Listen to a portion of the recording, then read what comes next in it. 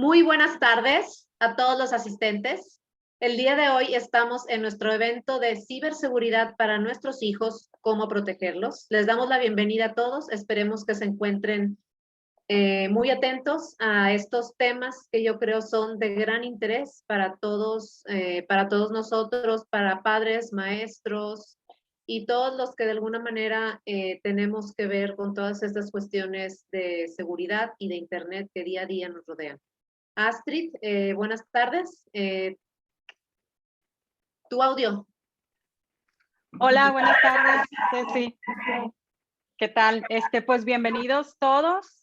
Muchas gracias por darnos el espacio, por darnos su tiempo y estamos seguros que no los vamos a defraudar. Tenemos contenido muy bueno y pues bueno, como dice Ceci, la verdad es que es súper importante, sobre todo en estos tiempos, ir a la par en en ese caminito que es el aprendizaje de los niños, la interacción con el Internet. Yo creo que es muy importante estar nosotros muy atentos y ver de qué manera podemos pues proteger su integridad, vaya, ¿no? Y pues bueno, si quieres damos inicio al programa, Ceci.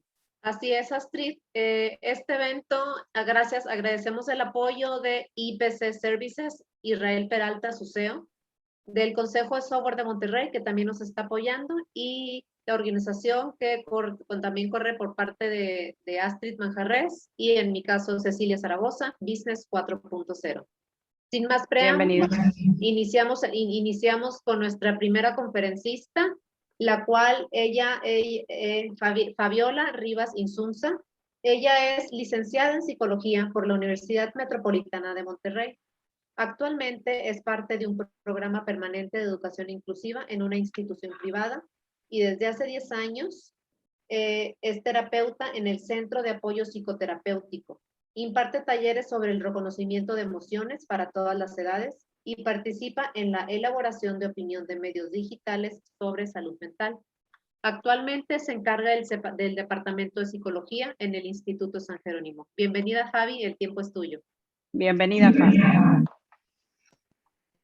Muchísimas gracias, buenas tardes a todos. Gracias por ser parte de este evento, gracias por el espacio. La finalidad de estas charlas sobre todo es que hagamos un bien colectivo, que seamos una red de apoyo de profesionistas, de padres, de orientadores, de todos los que estamos forjando algo que es muy importante y que siempre tendrá o va a estar como en la primera fila de nuestras prioridades como sociedad, y esto es pues nuestra infancia y nuestra adolescencia. Voy a compartirles la presentación para que podamos empezar. Uno de las finalidades también de este espacio es que al final podamos compartir inquietudes, preguntas, experiencias también, ¿por qué no? Y que podamos enriquecer todo ese acervo que ya cada uno maneja desde su experiencia, desde lo vivencial de cada uno y desde lo subjetivo, y que podamos nutrirnos con lo que los demás nos representan y lo que los demás también nos aportan. Muy bien, les comparto la presentación. Denme un segundo, por favor.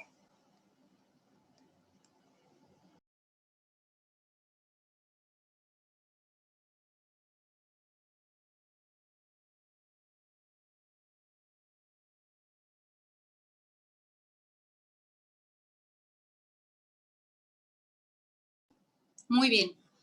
Esta charla se titula El impacto del Internet en los niños y adolescentes y en el cómo abordamos o cómo es preferible que vayamos abordando las situaciones que derivan de la era digital. Muchos de nosotros no sabemos en su momento cómo reaccionar a ciertas situaciones. Nuestra circunstancia educativa o de crianza fue muy diferente a la de los chicos de esta era. Entonces vamos a ir viendo de forma muy puntual todo aquello que nos puede servir para llevar a cabo una intervención mucho más saludable en familia y mucho más asertiva hacia nuestros niños y adolescentes. Primero que nada, vamos a ver 4 pilares o 4 claves. ¿Quiénes son los usuarios más jóvenes del Internet, esta herramienta tecnológica que ya todos conocemos? ¿Cuál es como objetivo de los chicos a la hora de utilizar las herramientas de Internet, la tecnología en general. Es decir, vamos a abordar un poco sobre la identidad y el sentido de pertenencia. Vamos a hablar también un poco sobre seguridad y conectividad, pero antes de ver la parte técnica, vamos a tratar de ver cómo esto que nos puede anticipar a entender lo que nuestros hijos, lo que nuestros estudiantes, adolescentes y niños están buscando en las redes y lo que también encuentran a partir de que nosotros les facilitamos algún medio electrónico. Vamos a ver también un apartado de estrategias en el núcleo familiar para saber cómo, pero con mucha precisión, ¿sí? Muy bien. Vamos con los números de esta era digital. Los chicos que más están habituados a permanecer conectados son aquellos que se encuentran en el rango de 15 a 24 años. Es correcto, esa edad, además de que es la más común que esté conectada, es la más vulnerable. El 71% de toda la población de este rango de edad se encuentra conectado habitualmente, ya sea con un dispositivo desde casa o cuando van al trabajo o a la escuela. En estos momentos de pandemia es absolutamente necesario o ha sido absolutamente necesario ese nivel de conectividad. El 29% de la población dentro de este rango de edad no tiene acceso a la conectividad. África es el continente más afectado por estas carencias, en un 60% contra un 4% de Europa. Y si nos vamos y aterrizamos un poco más hacia Latinoamérica, en México el 29% de los niños que se encuentran en edad de acudir a la escuela no recibe educación a distancia durante esta pandemia. Otro dato importante es que 1 de cada 3 usuarios de Internet es menor de 18 años. Y por ahí les comparto estos datos que son de la fuente de un reportaje de UNICEF, encargada, por supuesto, de siempre observar las características, los contextos tan diversos que hay en el mundo para las infancias, y nos comparten este reporte del 2017, un adelanto de lo que pasaría un poquito más adelante, cuando la intención de todos los países era como diversificar las maneras de conectar a los niños y que no sabíamos que íbamos a entrar pues en este ciclo de pandemia. Hay, por supuesto, en lo reportado por la UNICEF, ventajas y desventajas muy tangibles que nosotros podemos ver dentro de un país en vías de desarrollo. Los países latinoamericanos tienen y comparten estas condiciones, por supuesto. Esta conectividad puede cambiar los escenarios para los niños en zonas marginadas. Ese es el supuesto, ayudándoles a desarrollar su potencial y romper los ciclos de pobreza, ¿sí?, que generan falta de oportunidades. Sin embargo, ahí hay algo importante también. Si en casa no hay padres presentes o disponibles afectivamente, estos chicos de comunidades marginadas y vulnerables tienen el mismo riesgo que cualquier otro niño en otra situación socioeconómica de ser presa de situaciones negativas utilizando las redes sociales.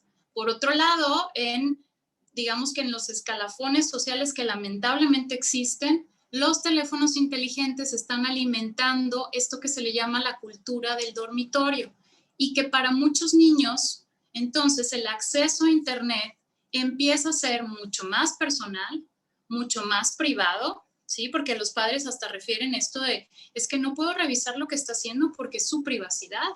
Entonces dejamos de supervisar muchas cuestiones que son importantes y que damos por hecho que nuestros hijos ya saben manejar, pues porque ya son grandes, porque ya tienen como muchas habilidades consolidadas, y entonces pues ya no necesito ni preguntarle qué es lo que está haciendo.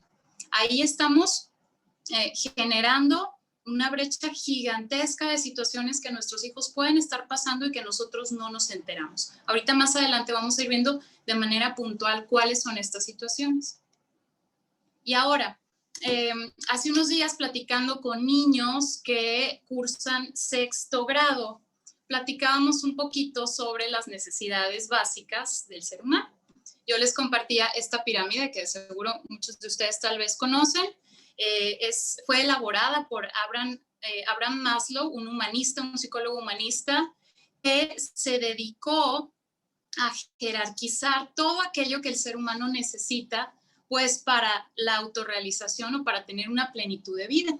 Y él colocaba, aquí se ven los escalafones, por ejemplo, de abajo hacia arriba, todo aquello que debiera ser cubierto, ¿sí? Primero entra el orden fisiológico, la respiración, la calidad del aire, la calidad de nuestra alimentación, qué tan bueno es el descanso, qué tan reparador es para los niños, para las personas en general, qué tanto mi cuerpo llega a estos estadios de equilibrio, ¿sí? Que eso es la homeostasis. Nuestro organismo necesita, por supuesto, tener descanso, alimentación y también tener o prevalecer una situación de calidad de aire cuando nosotros salimos al exterior. Cuestiones que, si ustedes se fijan, en las ciudades contemporáneas muchas veces no se cumple, al menos no del todo. Después él aseguraba que existen las necesidades de seguridad, esto es seguridad física, ¿sí? De sentirnos protegidos, de tener los recursos o los medios para una estabilidad, para conseguir las cosas que necesitamos. Y después vienen las de afiliación.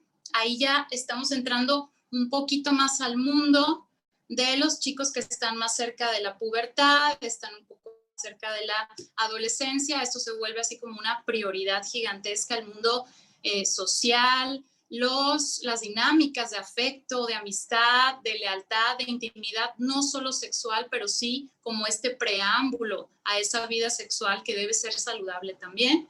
Luego vienen las de reconocimiento, que son forjadas en casa y que muchas veces, aunque nosotros creemos que están dentro de nuestro discurso como padres, hay muchas cosas que estamos dejando como implícitas en nuestro discurso personal o con nuestras amistades, que nuestros hijos, por supuesto, están escuchando y que están interiorizando con la facilidad en la que para ellos todo lo que nosotros decimos tiene un motivo y un sentido.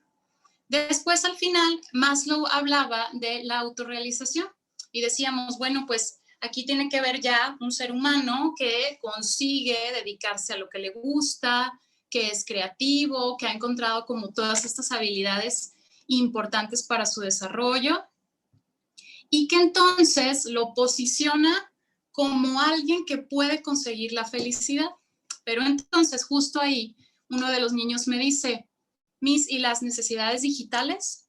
Y entonces se abre así como el debate entre los chicos, ¿no? Dicen, sí, claro, o sea, es súper necesario que todos tengamos recursos para poder jugar en línea, para poder hacer nuestras tareas, para poder responder si alguien nos busca. Y entonces ellos se dedicaron a esta tarea de buscar la pirámide contemporánea de necesidades digitales. Fíjense bien cómo cada una de las redes sociales está enfocada en alguno de los aspectos como inherentes al ser humano y nos facilitan, por supuesto, como toda tecnología, nos facilitan muchísimas cosas, nos la dejan a nuestro alcance, pero nunca hay que olvidar que el Internet como herramienta tecnológica tendrá ese doble filo, ¿sí? De hacer las cosas que se amplifique una bondad o un beneficio, pero también dado a nuestra naturaleza humana,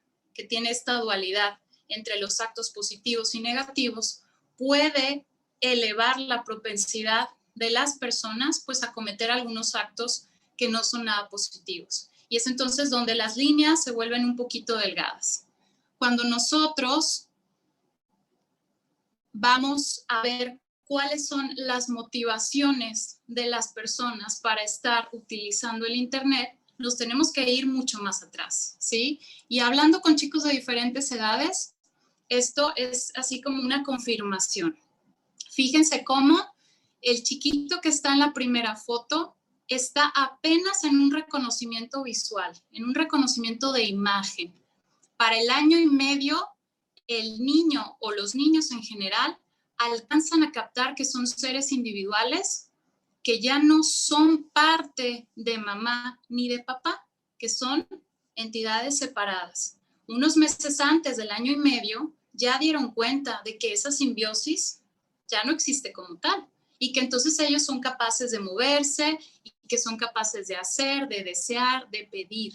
El ser humano a esa edad empieza con una identidad muy nutritiva por parte, la mayoría de las veces, de papá y de mamá. ¿Qué pasa? Que el niño no tiene otros referentes. El niño tiene como referente a mamá, a papá, a su círculo cercano, a sus hermanos, y todo en general a veces es positivo. Esta retroalimentación de quienes nos rodean, una aceptación de cualidades, áreas de oportunidad, hay un reconocimiento de emociones, o eso es lo que sería lo más saludable, y una intervención que sea asertiva en la medida de lo posible. Ahorita vamos a ahondar un poquito más en esto. Si ustedes se fijan en la segunda imagen, hay una chica, está una chica que ya pasa más o menos al segundo rango donde estamos conociendo o reconociendo nuestra identidad. Esta chica ya tiene más fuentes de información. Entre los 6 a los 9 años, nuestros referentes salen del núcleo familiar y empiezan a ser mis pares, las personas de mi misma edad, mis maestros, mi contexto escolar, mi contexto si voy a una clase de ballet, si voy a practicar deportes. Si yo tengo otros círculos, esas personas que pertenecen a esos círculos empiezan también a tener referentes para mí. Y entonces, para cuando llego a la pubertad y a la adolescencia, por completo, ese referente ya no viene de casa, ya es totalmente lo que viene de afuera. Y es ahí donde muchos padres nos quedamos extrañados de que si yo sembré esa seguridad y autoestima en mi hijo, ¿por qué ahora se siente inseguro? ¿Sí? Y nuestra intervención más burda es, pero es que ¿por qué te sientes inseguro si yo siempre te he dicho que eres muy guapo o siempre te he dicho que eres muy bonita? Y los chicos nos contestan algo como, pues sí, pues es que eres mi mamá, eres mi papá. Eso nos indica que ese referente socioemocional ya no somos nosotros. Y es uno de los primeros duelos que acompaña a los padres cuando estamos criando a un adolescente. Vamos a ver que esto es importante. Nos dice la neurociencia, el llamado al juicio, les decimos a los adolescentes o a los chicos que están en la pubertad, entiende, razona, ¿sí? Te estoy diciendo tal cosa, y elaboramos un discurso provisto de muchísimas cuestiones que apenas los adultos entendemos. Aquí les pongo, y esto es muy importante, la parte más grande y más, digamos, como de orden superior, que es la corteza que nos separa de otros animales, tiene o se divide en distintos lóbulos que maduran de atrás hacia adelante. Entonces, desde los occipitales vamos hasta el prefrontal, y el último lóbulo justo es el frontal, donde entonces ahí controlamos juicio, tenemos lógica, planeamos, organizamos y entendemos material de una superioridad intelectual que antes, cuando éramos niños, pues no entendíamos. Este lóbulo empieza a madurar muy despacio y alcanza su maduración así consolidada hasta los 25 años. Entonces, cuando nosotros estemos hablando con adolescentes o con chicos que están dentro de la pubertad, hay que aterrizar nuestro discurso. Eso es muy importante, porque si no nos volveremos nada más como esa autoridad tajante que no busca un punto de encuentro. ¿Sí? Eso será así como esencial. Ahora, la distorsión de la realidad se puede comenzar a gestar en el uso de estas redes sociales. Ojo, no es malo admirar la belleza, no es negativo tener redes sociales, pero hay que ver a qué edad nuestros hijos las están utilizando. ¿Sí? Por ejemplo, ahí una distorsión de la realidad me puede llevar a indicadores de un trastorno dismórfico, donde mi cara, así como está la chica, pareciera que ve fragmentos solamente de sí misma y entonces no encuentra como una integración completa.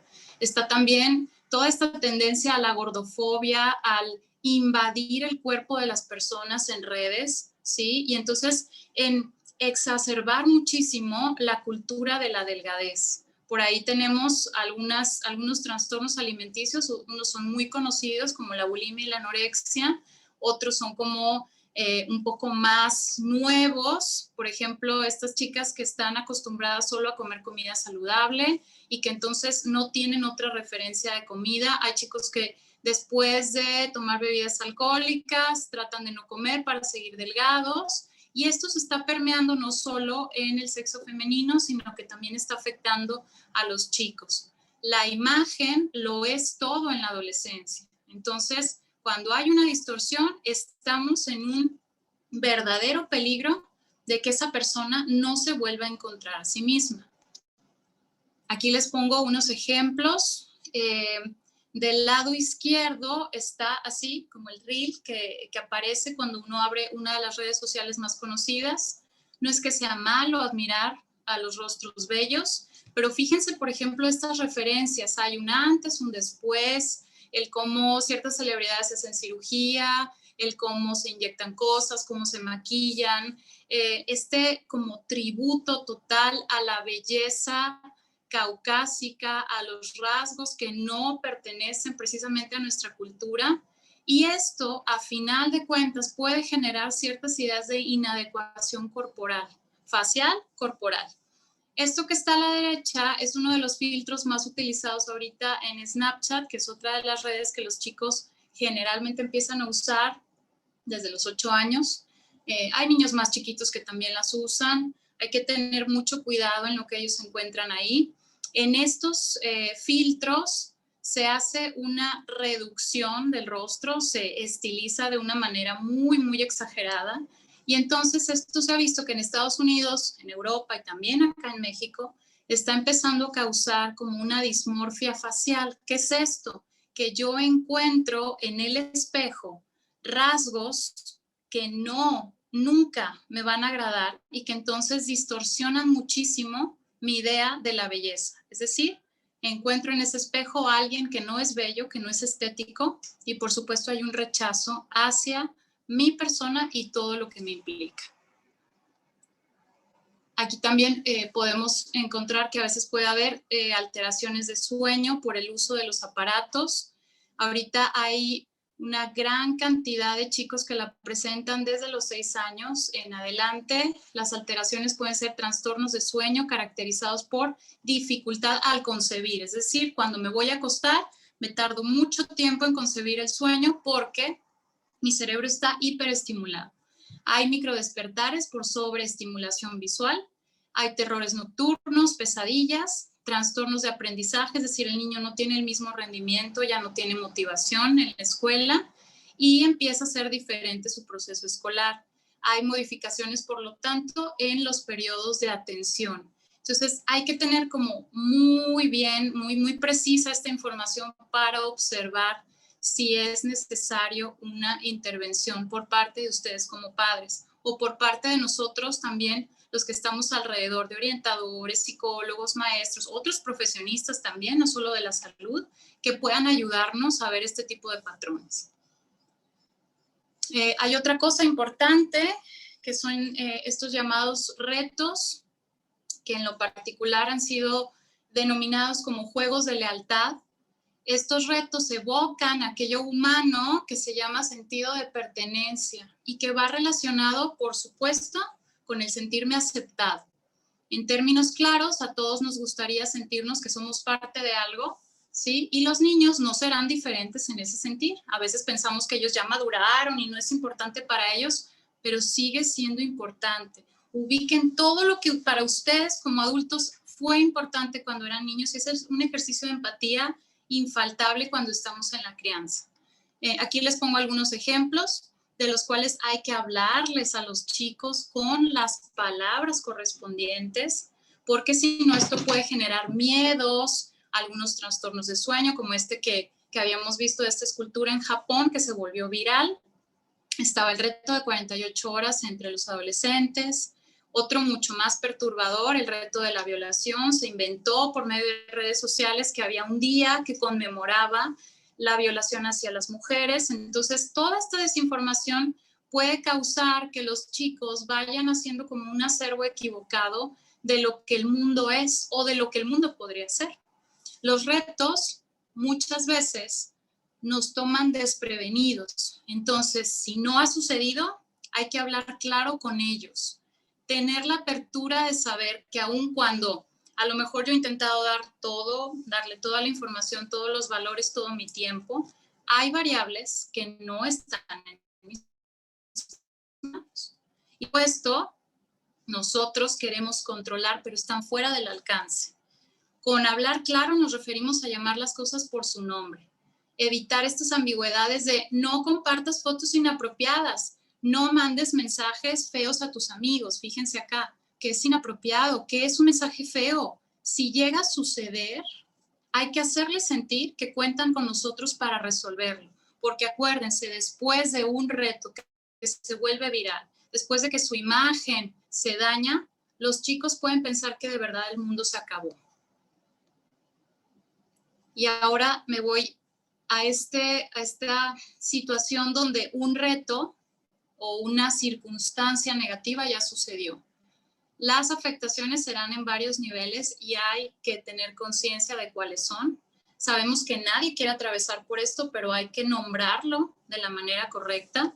Y, por ejemplo, a nivel individual, causará culpabilidad, enojo, tristeza, baja autoestima, decepción, desconfianza. El chico que ya hizo un reto, que sus fotos ya se volvieron virales, que el video se difundió, que alguien vendió ese contenido y que se dio cuenta que entonces era un amigo de él o de ella, llega a presentar algunos indicadores también como de un duelo emocional muy complejo.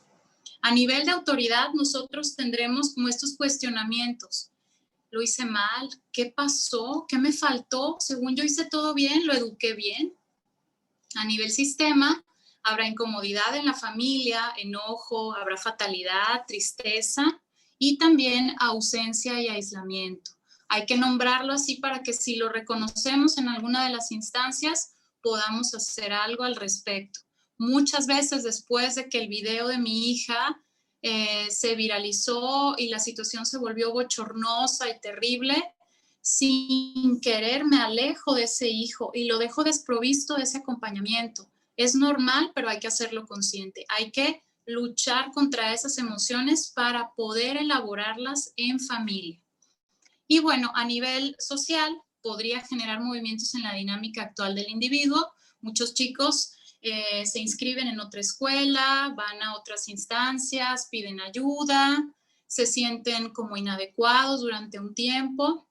Hay que acompañarlos, hay que ser empáticos y si es necesario pedimos ayuda a un orientador para que nos lleve de la mano en el proceso, ¿sí? Nunca dejarlo como si no hubiera pasado. Eso es lo peor que podemos hacer. La mejor intervención, por lo tanto, dependerá de un enfoque hacia el sistema completo.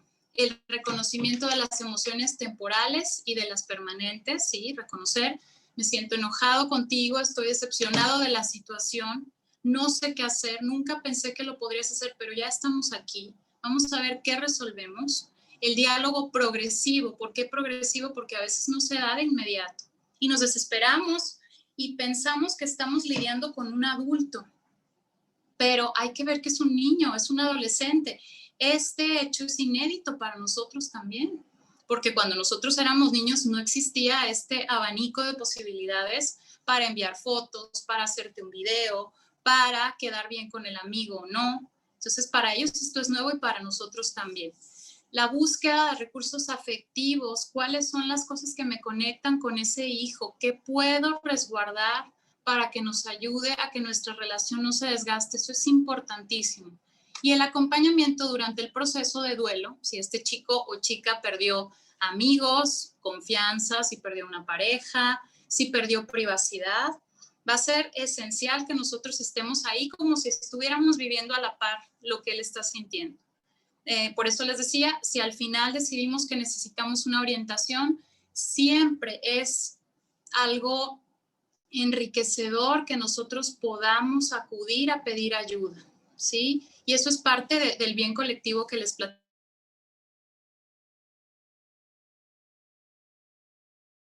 De pensamiento, mi ideología, mi crianza ya se quedó bloqueada, ya no sé qué más hacer, acudo con alguien. Siempre, siempre la ayuda vendrá de las personas que más cercanas afectivamente podemos tener o de los profesionales que podemos encontrar. Y aquí les pongo un ejemplo muy puntual sobre los perfiles falsos. Es muy sencillo acceder a la información por medio de la lectura en frío. El primer paso para ganar la confianza de la víctima, o sea, de nuestros hijos, es que estas personas empiezan pues a hablar de afinidades, aficiones, gustos, pueden adivinar y coincidir de forma muy rápida. En alguna ocasión una de las alumnas que pidió mi ayuda para checar si un perfil era falso de una persona que la molestaba continuamente, me decía, lo que pasa es que me dijo que me vio en la plaza fulana de tal. Y entonces le dije, es que es muy fácil adivinar que a tu edad podrías estar en esa plaza.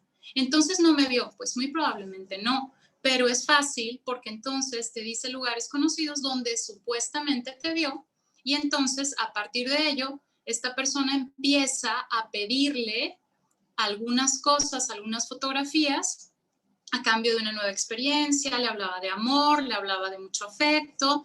Esta chica pues empieza como a sentirse emocionada, aceptada, ¿sí? Y después viene este acto de yo ya te mandé algo, entonces pues yo también ya estoy vulnerable, ahora sigues tú.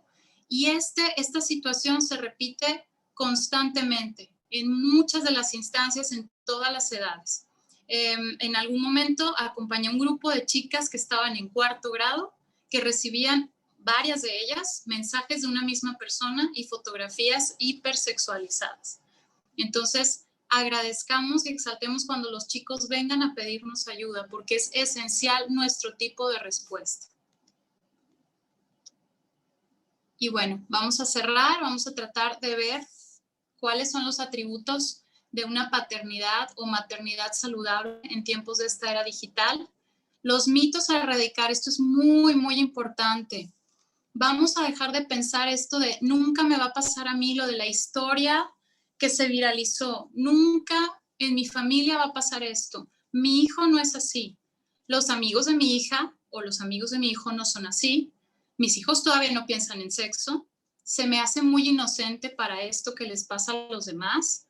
O es muy pronto hablar sobre estos temas. Todos estos mitos nos llevan a que seamos mucho más vulnerables, a que nos pase una situación inesperada y, por supuesto, desagradable. Entonces, vamos a tratar de ver todas las posibilidades y de anticiparnos para que los chicos puedan también contar con nosotros en situaciones de esta naturaleza. Ahorita también me gustaría compartirles algunos filtros, se los puedo pasar por el chat, que les pueden servir para los aparatos electrónicos de los chicos. Acuérdense hablarles sobre las cosas que suceden, sobre los clics fantasmas, sobre esto que a veces ellos dicen, es seguridad, es protección, y entonces empiezan a tener una invasión de su información. Hay que hablarles desde el momento que yo le presto ese dispositivo y desde el momento que establezco una conectividad. La pregunta sería, ¿desde qué edad es eso? Desde que yo elegí hacerlo, ya tengo que hablar con ese niño, adolescente o joven, porque yo ya le di un medio que lo va a conectar a otros mundos. Entonces, esa es la edad propicia. Seamos, pues, padres conscientes, imperfectos, nunca vamos a ser superhéroes, ¿sí? Pero en una continua construcción y, ¿por qué no decirlo?, de construcción también, donde podamos aprender de nuestras experiencias y que podamos trasladarlo a nuestra red de apoyo como parte de un crecimiento. Muchísimas gracias por su tiempo y le cedo la palabra a Ceci. Muchísimas gracias, Fabi, por tu plática. De hecho, tenemos una pregunta, pero justamente la acabas de contestar. No sé si la puedas complementar un poquito más. Dice, ¿desde qué edad aproximadamente se recomiendan facilitar dispositivos móviles y acceso a las redes sociales hasta a un menor de edad? No sé cómo puedas complementar un poco la información de justamente esto que acabas de decir ahorita. Claro, neurológicamente la ciencia nos dice un niño menor de 6 años no debiera de usar un dispositivo electrónico. ¿Por qué? Porque sobreestimulamos su cerebro, impedimos un desarrollo neuronal correcto y además estamos contribuyendo a esta parte de aislamiento en los niños, ¿sí? Un ensimismamiento. ¿Qué pasa también con el circuito de recompensa, ese niño puede llegar a desarrollar un síndrome de abstinencia. Han llegado a consulta chiquitos de 6, 7 años que tienen indicadores de irritabilidad terribles porque les retiran el aparato, el celular, la pantalla. Y estos síndromes de abstinencia son así enormemente aparatosos en casa. Los papás no saben controlarlos porque nunca habían visto a su hijo así. Entonces, se recomienda que no le demos a un chico menor de 6 años una tablet y a partir de los 6 años que podamos dosificar si es muy necesario. Ahorita que estamos todos en pandemia, están conectados, ¿sí? Están en el kinder, están recibiendo sus clases, solo ese tiempo es necesario, más no, es lo recomendable. Ahora, Fabi, estamos ahorita, como tú dices, en tiempo de pandemia y todos somos afectados, tanto grandes como chicos, en el hecho específico de que estamos encerrados en casa. Entonces, ¿de qué manera le puedes explicar a los niños o a los papás para que no se asusten de que no puedo estar contigo todo el tiempo porque estoy trabajando, no porque no te quiera y así? Entonces, lo más fácil como papás que somos es tener una tablet y ponte a jugar. Al cabo ya sé que nomás estás jugando a estos 3 jueguitos que tengo. Pero después de esos 3 jueguitos, si tienen una cierta edad donde ya te entienden más cosas, que yo no quiero YouTube Kids, yo quiero YouTube de grandes. Quiero bajar, quiero ver TikTok. Ok, bueno, le voy a poner el control parental. Pero aún así, con control parental y todas esas funciones, siempre hay una otra cosa que se escapa. Entonces, ¿cómo lidian los papás o cómo le explican a esos niños de que a pesar de que estás aquí, a pesar de que no me estás pelando, porque no me vas a pelar en 3 horas, para que no tengan esa necesidad de tener que dar el aparato para que los dejen en paz o los dejen trabajar? Exacto. Es muy necesario que podamos anticipar estas situaciones. El hecho está en que la pandemia no nos avisó de nada de esto, ¿sí? Llegó intempestivamente y todos tuvimos que hacer uso de todos los recursos posibles para poder cumplir algo que juntó todos los mundos: mi casa, mi trabajo y mis hijos, ¿sí? O sea, eso es así como el complejo más completo, por decirlo así. Hay gente que tiene trabajo, está todas las actividades de su casa, pero no hay niños en casa. Pero aquellas familias que ya tienen hijos tuvieron que hacer ese uso obligatorio de: ten esta herramienta para yo poder seguir con mi trabajo y que la estabilidad económica no sea una variable que tengamos que sopesar más adelante. Entonces, la mejor manera de poder reconstruir o reconfigurar eso que ya hicimos así como casi al aventón porque no quedó tiempo, es hacerlo en los tiempos donde los chicos son más receptivos con nosotros. Si yo lo hago en el momento, si yo ya me conecté a mi junta, ya estoy en el trabajo y volteo con mi hijo y le digo: espérate porque entonces no te puedo atender, voy a generar cierto resentimiento. Voy a necesitar de que ese niño me entienda con su mente muy fría, ¿sí? Y sus emociones expresadas de manera natural, todo lo que es necesario para que yo pueda hacer mi trabajo. Y los niños desde el año ya nos entienden completamente muchos de los mensajes que les damos. Hay que verlo de forma progresiva. Todo lo que implica la infancia y a veces también la adolescencia es progresivo, pero como papás, como adultos, queremos todo así, ya quiero que se solucione, ya quiero que este niño lo entienda. Vamos a ir viendo esos pequeños alcances, esos logros que tiene mi hijo. A mí me pasa, por ejemplo, con mi niña chiquita, que ella se acerca y me habla en voz bajita y dice: mamá, ven. Entonces ya normalizamos un poquito esto de: es una niña y requiere atención, ¿no? Y cuando yo estoy con mis alumnos es: chicos, permítanme un poquito, porque también bajamos esa gran carga de estrés que tenemos del deber ser, de tenemos que ser perfectos y mostrarnos sin ningún ruido en nuestra casa, y esas alteraciones nos pueden llevar a un estado de irritabilidad donde también nuestros hijos pues van a pagar ese precio. Entonces vamos a tratar de hacerlo en momentos donde no sea de inmediato la función ni la actividad, sino que podamos dialogar con ellos verdaderamente y que puedan entendernos también nuestra realidad. Ellos todavía están en ese proceso de construir la empatía y ver por qué es importante el trabajo de papá y de mamá. Muchísimas gracias, Fabi. Creo que Israel tiene una pregunta para ti también. Hola, Fabi, ¿cómo estás? Hola, ¿qué tal? Bien, Oye, desde gracias. tu punto de vista, como papás nos hemos enfrentado al, no sé si decirlo, miedo, precaución, cuidado, de ver el tema digital como algo totalmente nuevo, anormal y complicado.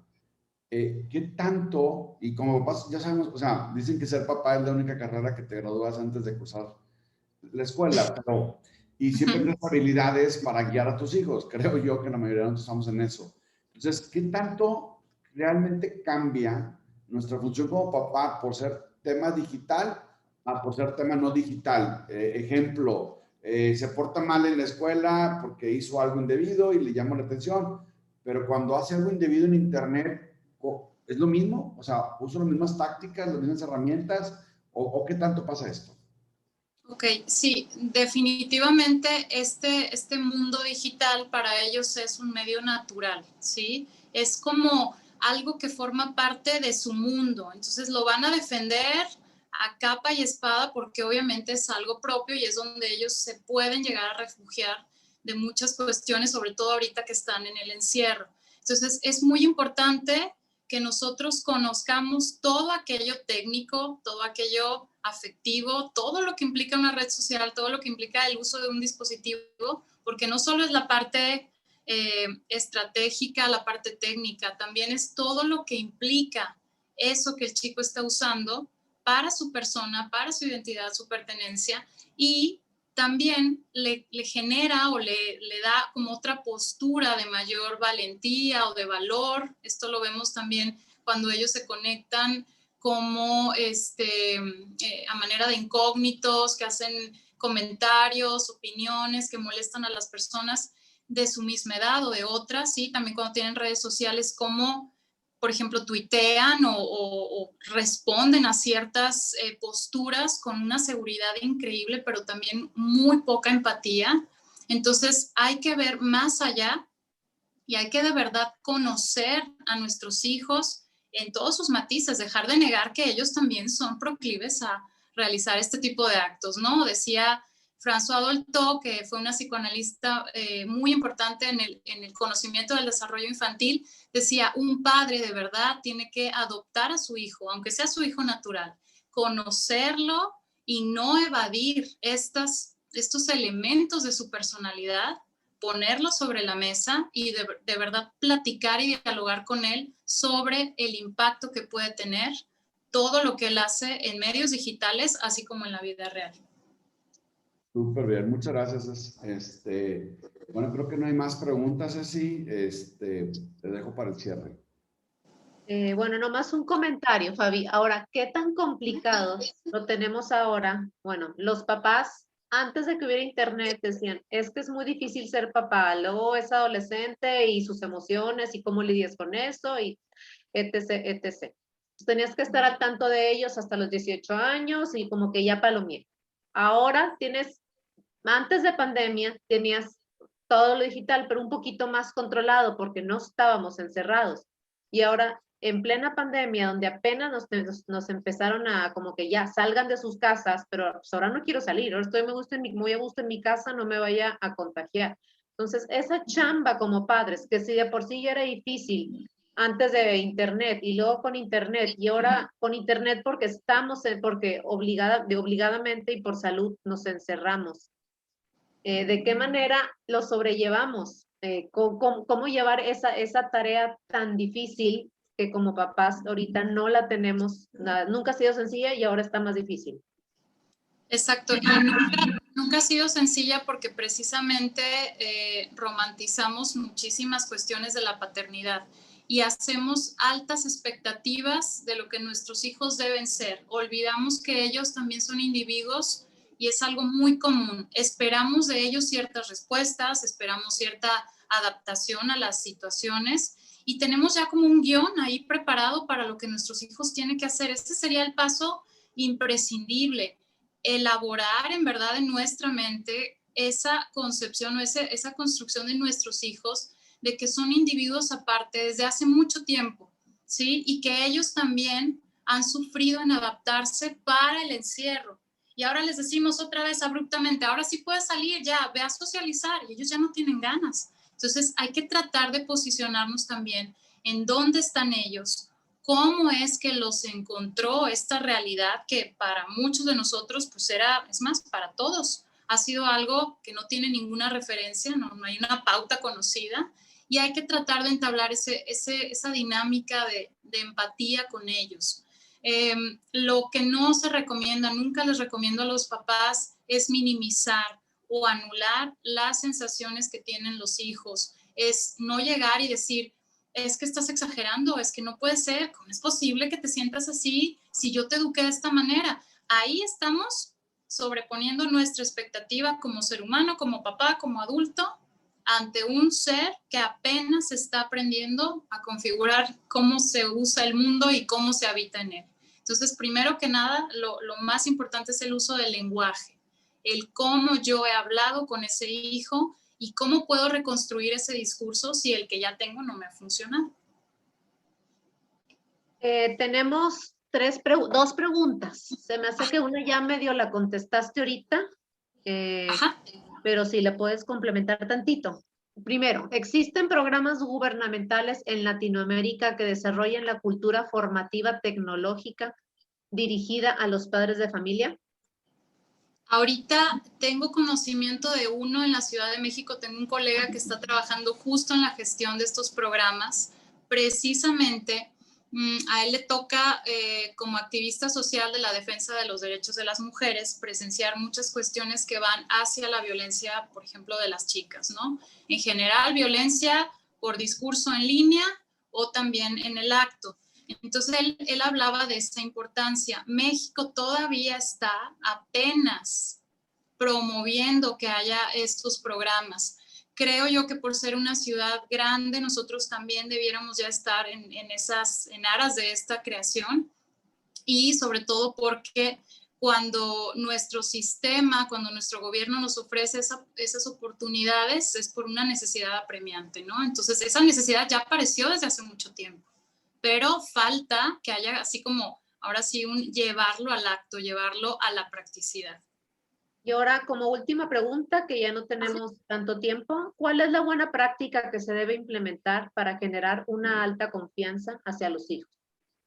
Ok, la buena práctica proviene, así como les decía hace un ratito, del discurso y de un trabajo en mi persona, una deconstrucción verdadera. Y tengo que ser consciente de los factores de crianza, de mi realidad, de mi circunstancia como adulto, y ver qué es lo que estoy tratando de transmitir a esos chicos o a ese chico que es mi hijo, a esa persona que además de que ya captó todo lo bueno de mí, ya me está viendo como un ser humano completo, con defectos, áreas de oportunidad, con todo lo que integra un ser humano.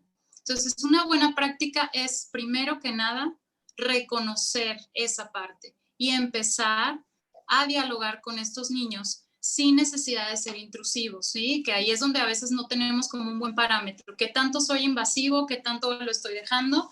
Hay que ir viendo qué es lo que funciona. La mayoría de los chicos cuando entran a la pubertad refieren que sus padres son amorosos, ¿sí? Que tienen actividades con ellos, que platican, y luego entran a la adolescencia y de repente el reporte es, ya ni me voltea a ver, ya ni platica, o nada más viene y me supervisa.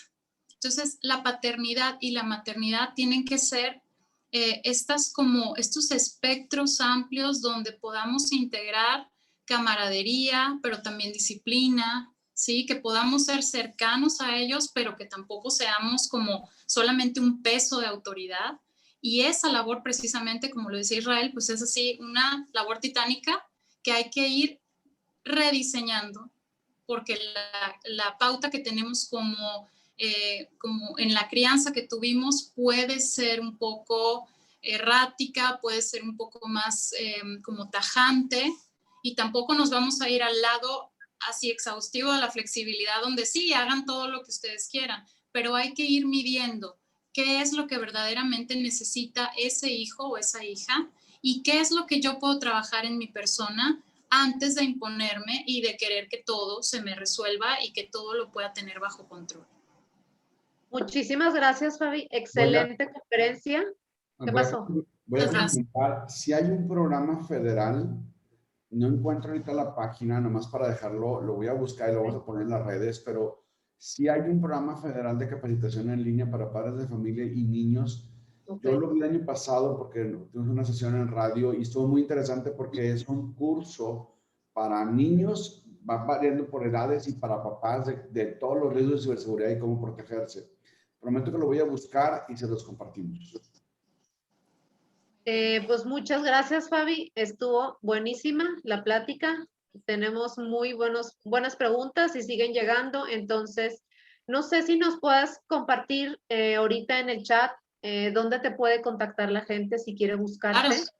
Claro que sí, por supuesto.